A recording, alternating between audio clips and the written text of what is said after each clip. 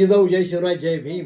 भय्यू जोशी का भैया जोशी कोण कुणालाच माहित नाही. महाराष्ट्रातल्या 99.99% लोकांना ह्यो माणूस माहित नाही. तर मी विकिपीडियावर सर्च मारलं, मोजून 5 ओळी आहेत ह्याच्यावर, आणि त्यात ह्याचं काय बी कर्तृत्व नाही. अचानक त्याचं वक्तव्य कसं फिरायला लागलं, गंमत आहे ह्याच्या मागे. मला पहिल्यांदा सांगा, ह्या भैया जोशीचं महाराष्ट्राच्या सामाजिक, सांस्कृतिक, आर्थिक क्षेत्रात काय योगदान आहे?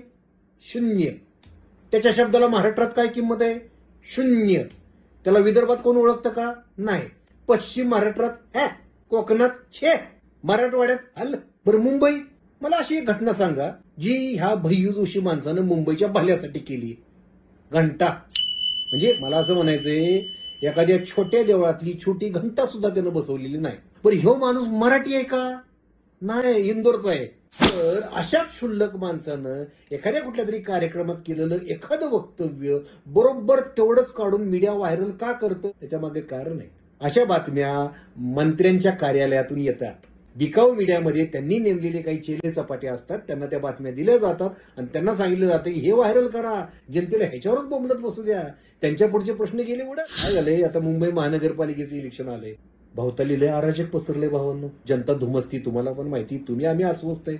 सत्ताधाऱ्यांवर जनतेचा प्रचंड राग आहे. त्यात विधानसभेच्या निवडणुकीच्या निकालाविषयी लोकांच्या मनात संशय आहे. मार्केटवाडीनं तर आंदोलन केलं. रोज रस्त्यात खून पडतायत. खून करणारा गुन्हेगार अभिमानानं सांगतो, माझा बाप सरकारी बंगल्यात बसलाय.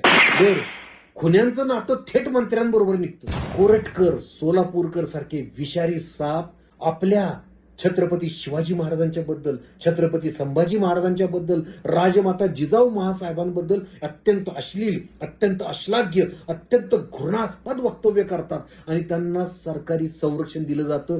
जनतेच्या मनात प्रचंड राग आहे. या आणि अशा सगळ्या गोष्टींवरून तुमचं लक्ष डायव्हर्ट व्हावं मुंबईकरांनो.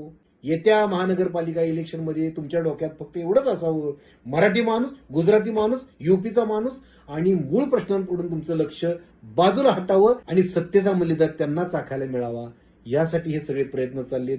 त्यामुळं अशा कुठल्या सटरफटर व्यक्तीने एखादं वक्तव्य केलं तर तिकडे दुर्लक्ष करणे, त्याच्यावर एकही शब्द न बोलणे, उगाच भैया जोशी नावाच्या नवीन बंडलबाज माणसाला जन्म देऊ नका. त्याला तिकडेच इंदूरमध्ये राहू द्यात. आपले प्रश्न आपण सोडवूयात. जय शिवराय, जय भीम, जय संविधान. यावरचं मत नक्की कळवा. रामकृष्ण हरी. जय जगद्गुरु. जय शिवराय, जय भीम.